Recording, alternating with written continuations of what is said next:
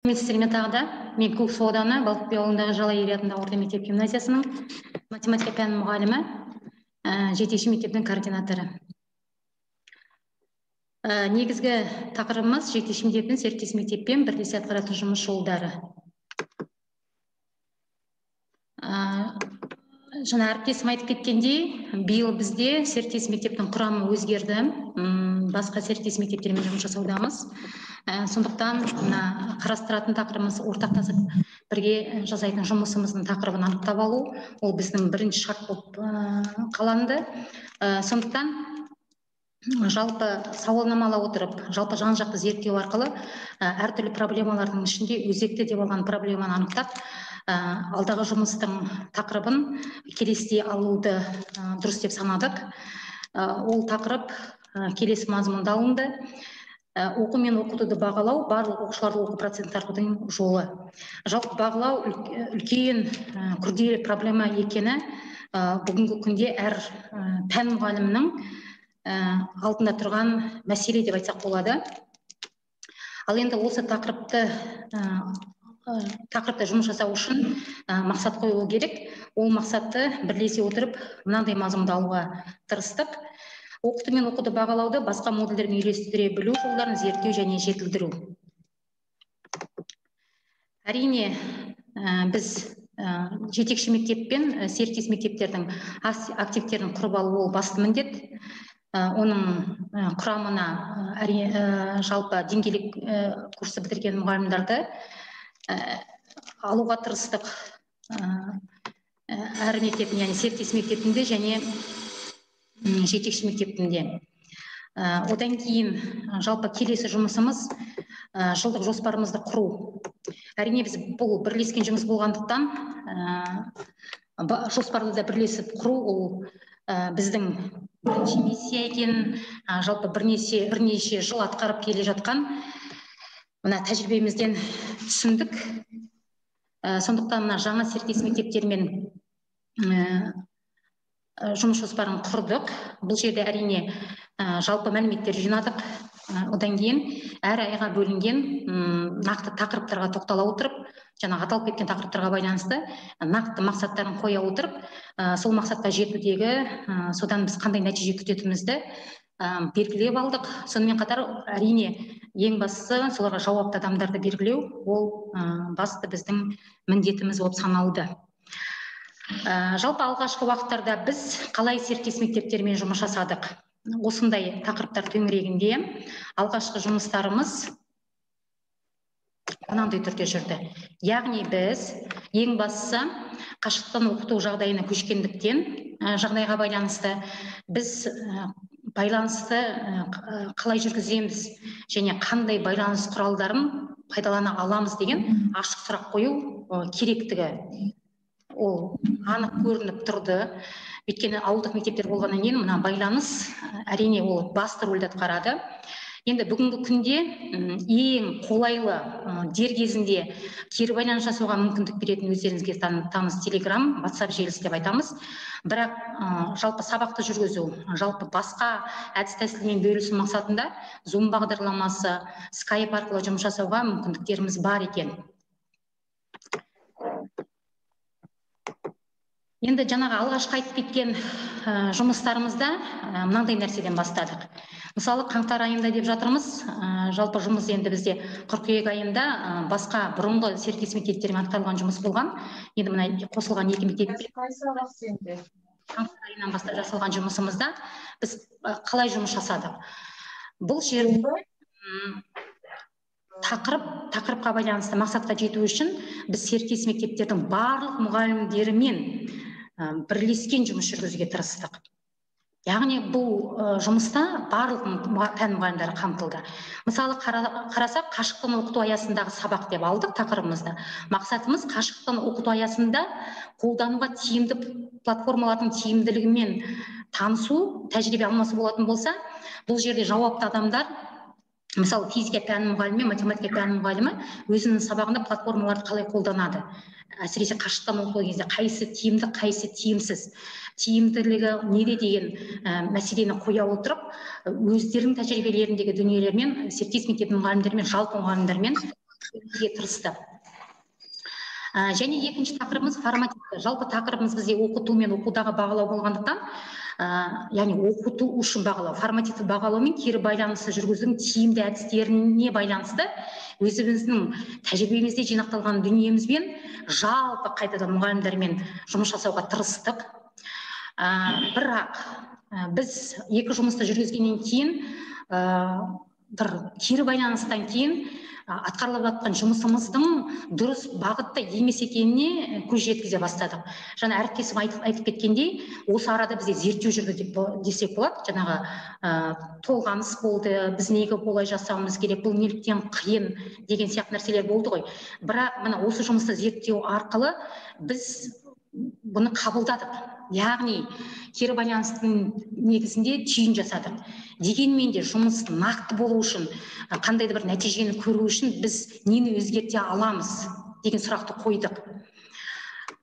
Енді ол нәтижені біз осы сәуір айында өткізген жұмысымыздан байқадық, көрдік деп айтсақ болады. Енді үлкен дүниені көрмесек те бір кішкентай дүниені көріп қалдық. Бұл жұмыс қалай атқарылды, біз қалай өзгерте алдық? Біз жұмысымызда, жаңа алған тақырыптарымызда нақты пән мұғалімдері, әр пән мұғалімдермен жүргізу керектігіне тоқталдық. Сәуір айында оқу мен оқытуда бағалауды жүргізудің әдістерін зерттеу жолдары, яғни әр пән мұғалімі өзінің тәжірибесінде жүргізіліп жатқан, оңтайлы шығып жатқан тұстарын мен серіктес мектептің мұғалімдерімен тәжірибе алмасты. Ол мұғалімдер бастауыш сынып мұғалімдері, жарыстан мұғалімдері, қазақ тілі пән мұғалімдері және математика пән мұғалімдері. Біз ақылдаса келе, жалпы серіктес мектептермен кері байланыс жасау арқылы алдымызда тұрған қиындықтарды бақылай отырып, нақты мақсат алып алдық. Сол төңірегінде біз әр пәнге байланысты осы тақырып төңірегінде семинар ұйымдастырдық. Енді бұл өте орынды шықты деп айтуыма болады. Оны біз серіктес мектептердің берген, мұғалімдердің берген кері байланысынан түсіндік. Мен енді сол серіктес мектептермен жүргізілген жұмыстардың өзін сіздерге қазір таныстырым ретінде көрсетейін. Кері байланыстарын. Ол нәтиже берді деген жұмысты көрсеткім келіп тұр.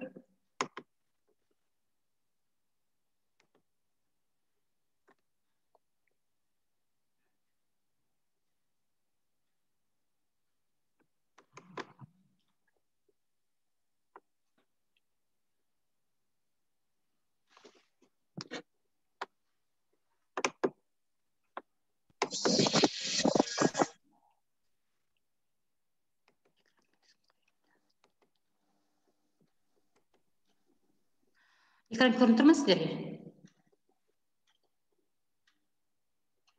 Көрінді. Мына қазір бізде жаратылыстану бағыты бойынша тарих пәні мұғалімі өткізген семинардан кейін әріптестің нақты берген кері байланысы. Серіктес мектептің мұғалімі, иә? Серіктес мектептің.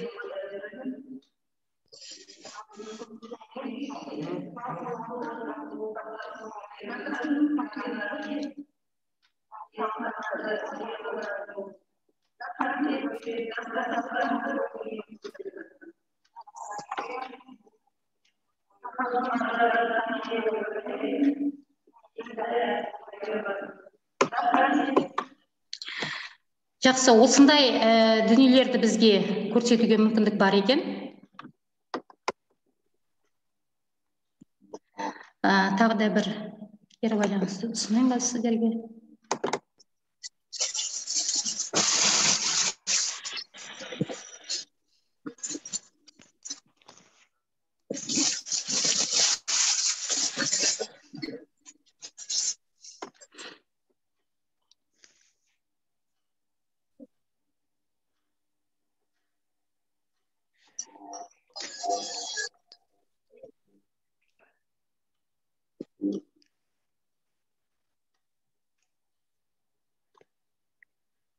Қазір математика пәні бойынша жүргізілген семинар.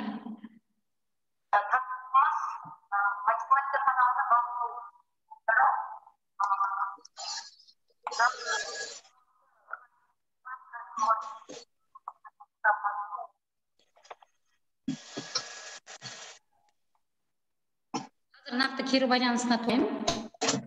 Өйткені сол әріптестердің кері байланысы алдағы арттыруға, қандай бағытта жұмыс жасау керектігімізге бір бағыт береді.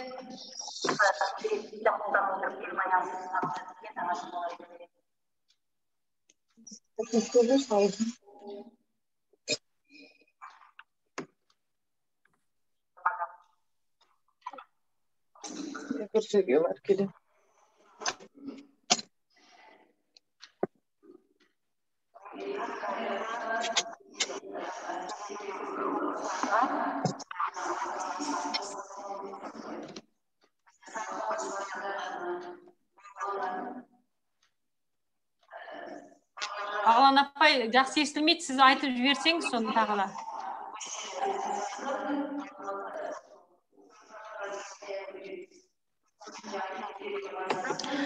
Жақсы әріптестер, бұл жерде математика пәні мұғалімдері осы аталған тақырып бойынша өткізілген семинарда мынандай нәрсені қорытынды шығарып отырғандарын түсіндірді. Яғни бұл кісілерде мен түсінгенім, енді бұны өзім өткізгендіктен, мұғалімдерде мына бағалау критерий құруда қиындық бар екенін бақыладым, көрдім. Енді біз бағалау критерийін әр сабақта қоя білуіміз керек қой. Соған көбірек назар аудару керектігін айтып жатыр мұғалімдер. Сонымен қатар маған нақты алдағы уақытта жұмыс жоспарыма бір өзгеріс енгізетіндей дүние. Мұғалімдерде мына тыңдап отырғаннан кейін идея туындаған ұнады. Мысалы, мен сіз сабақ басында алынған мына дүниені сабақ ортасында мынандай қылып кіріктірер едім деген сияқты ойларды сол жерде қорытындылап, өзінің келесі жұмысын жоспарлап отырғаны мені қуантты десем болады. Яғни қандай қорытынды жасағым келеді? Жалпы осылай өткізген жұмысымыз, яғни пән бойынша бөлінеміз ғой. Сол сияқты серіктес мектептермен жұмыс жасағандағы ең тиімді жолы мына пән бойынша жұмыс жасау өте бір үлкен нәтиже беретін сияқты. Сол бағытқа көшу керектігіне біз қорытынды жасадық әріптестермен. Енді алдағы уақытта келесі осы мамыр айындағы жұмысымызда бізде жоспарымызда тағы да корректировка жасап, бұл жерде бөлім бойынша, яғни біз оқыту мен оқытуды бағалау жолдарын қарастырып жатырмыз ғой. Сондықтан оқуды бағалау, яғни алдағы уақытта бізде бөлім бойынша жиынтық 90 жиынтық бағалауды құру ғой. Біз көбінесе мына чаттарда көреміз, өзімізге келген кері байланыстан көреміз, оны құруда өте қиындық туындайды. Немесе көшіріп ала салу деген бар. Ол енді артық айтылған дүние емес. Сондықтан серіктес мектептің мұғалімдерімен бірлесе отырып, бөлім бойынша жиынтық бағалауды қалай құру керек, сол бойынша ой бөлісетіндей бір іс-шара атқарсақ, және соны нақты құрсақ пән бойынша. Міне осындай корректировка енгізіп жатырмыз. Оны не үшін айтып жатырмын? Міне біз жоспарды құрған кезде қатып қалған жоспар емес, ол кері байланыстың негізінде өзгеріп отыру керектігін міне біз бүгінгі күнде қабылдап отырмыз деп айтсақ болады. Бұны қабылдадық. Және әріптесім айтып отыр, біз зерттедік, енді соны біз қабылдап отырмыз. Міне соған нақты тоқталғым келіп тұр. Және біз нені қабылдай алдық бүгін? Нақтылығын айтатын болсақ, осының барлығын бізге жариялап отыру не үшін керек деген сұрақты біз қоятынбыз, басқа жұмысымыз жоқ па дегендей. Шындығына келген кезде, мысалы, сол уақытта берілген уақыттың ішінде біз қатыса алмай қалуымыз да мүмкін. Бөліскен тәжірибемізді бүгінгі күнде біз желілік парақшаларда орналастырып жатырмыз. Бүгінгі күнде біздің YouTube каналымыз бар, Facebook каналымыз бар. YouTube каналдың өзін біз 3 бөлікке бөліп қойдық. Яғни әдістемелік бөлімі, тәрбие бөлімі және жалпы желі қоғамдастық бөлімі ретінде бөліп салып қойдық. Осы жерде бізде серіктес мектептермен жаңағы атқарылған жұмыстар немесе ол кісілердің атқарған жұмыстарын осы YouTube каналдан іздеп тауып тәжірибе алмасуға мүмкіндік бар екен. Мына атқарылып жатқан жұмыстарымыз осы. Жалпы бізге бүгінгі күнде осы жұмыстарымыз қандай мүмкіндіктер беріп жатыр? Мұғалімдер оқытуды бағалауды оқушылардың оқуын жақсартуға бағытты қолдануға дағдыланады. Енді барлығын тыңдырып кетпесек те дағдылану іске асырылады деп мына бүгінгі күнде қабылдау деңгейінде тұрғандықтан осындай нәрсені қабылдап отырмыз. Келесі әр сабақта бағалауды мақсатқа сәйкес түрлендіріп отыру негізі мақсат болып отыр. Мұғалімдерге мақсатқа сәйкес қалыптасушы бағалауды және кері байланысты жүргізу дағдыларын қалыптасады деп ойлаймыз. Мұғалімдер өз сабақтарын жоспарлауда және өткізуде басқа мұғалімдермен бірлесіп жұмыс жасауға машықтанады. Мұғалімдер мен оқушылар өз жұмыстарының мақсатқа сәйкес рефлексия жасай алады. Мұғалімдер оқушылардың оқуын жақсарту үшін мақсатқа сәйкес үнемі бағалауды және бағалау критериіне сәйкес кері байланыс жасап отыруды меңгереді. Желілік қоғамдастық аясында өзге мектептер ынтымақтастық орнайды. Мұғалімдер іс-әрекетті зерттеу, сабақты зерттеу, оқуды бағалау жұмыстарын жүргізе отырып машықтанады. Мына 8-ші пунктта біз енді келеміз ау деген ой болып тұр. Жалпы 7 пункт мүмкіндіктерін аштық деп, жолын аштық, жалпы бір жолын таптық, немесе бір ағыстың арнасын дұрыс бұрдық деген бір ойда отырмыз. Міне алғашқы айтатын сіздермен бөлісетін мәліметіміз осы. Назарларыңызға рахмет. Рахмет, Балтабекова. Әріптестер, біз бүгін сіздермен жетекші мектеп ретінде серіктес мектептермен қандай жұмыс атқарып жатқандығымызды айтып өткіміз келген. Біз аяқтадық. Сұрақтарыңыз болса, дайынбыз. Өткен жолы осы бірінші отырыста бізде айтып еді ғой, мы должны внедрять обновленную программу деген сөз болған. Сондықтан да біздің жұмысымыздың бағыты серіктес мектептерде осыны жүргізу. Сондықтан біз осылай жұмысты атқарып жатырмыз. Рахмет, әріптестер. Мен Ескелді ауданынан енді жетекші мектептің үйлестірушісімін. Қарабұлақ орта мектебінде мен кешкірімде өзімізде сол бүгін сағат 2-ден 3:30-ға шейін өзіміздің серіктес мектептермен семинар аукцион өткізген болатынбыз. Сондықтан кешігіп кірдім. Кешірерсіздер. Қай мектептен еді сіздерден, соны білейінші деп едім. Көксу ауданы Жалайыр атындағы орта мектеп гимназиясы. Көрші ауданымыз. Көрші аудан екенбіз. Рахмет сіздерге. Жұмыстарыңыз керемет. Мен соңғы жағын қарап көп қалдым. Біраз жұмыстар атқарып жатыр екенсіздер. Бізге де ұқсастық бар екен. Рахмет. Кейбір нелерін түртіп алдым. БЖБ, ТЖБ-ны бірлесе құрамыз деген осындай бір ой келіп жатыр екен сіздерге. Енді бізде де ондай болған, бірақ біз өзіміздің ауданымыздың пән мұғалімдерінің өзінің бірлестіктері бар ғой. Сондықтан аудандағы мектептердің барлығы, мысалы қазақ тілі өздерін бөлек, өздері жасап жатыр, математиктер өздері жасап жатыр. Сондықтан енді серіктес мектеп, бізде мысалы 2 мектеп біздің серіктес. Үшеуміз бірлесіп жасағанның артық бола ма деген бізде сондай ой болған болатын. Сіздерде олай емес пе деген. Өйткені бізде өздері қазақ тілдері бөлек, бәріміз бірлесіп, өзіміз жасап құрып жатырмыз. Жақсы, енді біздің алдымызда негізі бар, бірақ қараңызшы, біз жаңа айттық қой, жалпылама жұмыс жасағаннан көрі серіктес мектепті бізді бекер беріп отырған жоқ қой. Нақты мысалы серіктес мектепте бізде 4 мұғалім болатын болса, 4 мұғалім өзіміздің мектебімізде 3 математик бар. 7 мұғалім жасаған қандай? Әлде 20. Оның негізгі таяқтың 2-3 болады ғой. Мен мысалы, жоқ деп айтпаймын, бірақ бүгінгі күнде мына қысқа шеңбердің аясында жұмыс жасау, ол біздің бірінші міндет болып тұр ғой. Сондықтан бір-біріміздің мүмкіндіктерімізді ашу мақсатында сондай бір жоспар құрып отырмыз. Яғни тереңнен түсінуіміз керек бір-бірімізді. Қандай кемшілігіміз бар, қалай түзей аламыз, қандай ұсыныс бере аламыз, немесе ол кісілерден не ала аламыз деген сияқты. Енді бізде артықшылығы жоқ, жақсы. Тағы да біз жоспарлап отырғанымыз, ол енді сол серіктес мектеп мұғаліммен бірлесіп, мысалы, КМЖ сабақтың мақсаты дұрыс па, мақсатқа сай тапсырмаларды саралап отыр ма, сәйкес келе ма, келмей ма, осыны тікелей жаңағы отырып жасайды ғой, бетпе-бет. Бұл да енді сол жасаған жоспармен сосын сол серіктес мектептің мұғалімі сабақ өткізеді.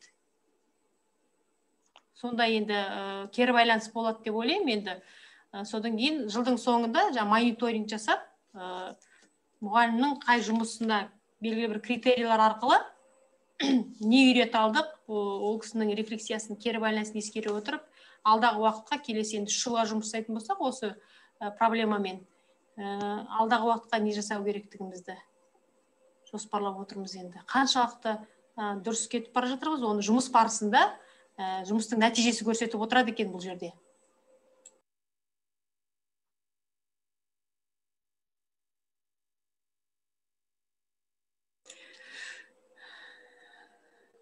Әріптестер, басқа сұрақтарыңыз бар ма? Жоқ, сұрақтарымыз жоқ, рахмет. Біз бір нәрсені түсіндіре алдық па? Өткен жолы Иринаға қойған сұрағым сол болатын. Әріптесім Иринаға. Ирина шығып кетті ғой деймін. Біздің миссиямыз не екендігін осылай ашық айту үшін біз осы топты құрдық қой деп ойлаймын. Біз не істеу керекпіз, серіктес мектеппен не жұмыс жасау керекпіз, оның қандай нәтиже көру керекпіз.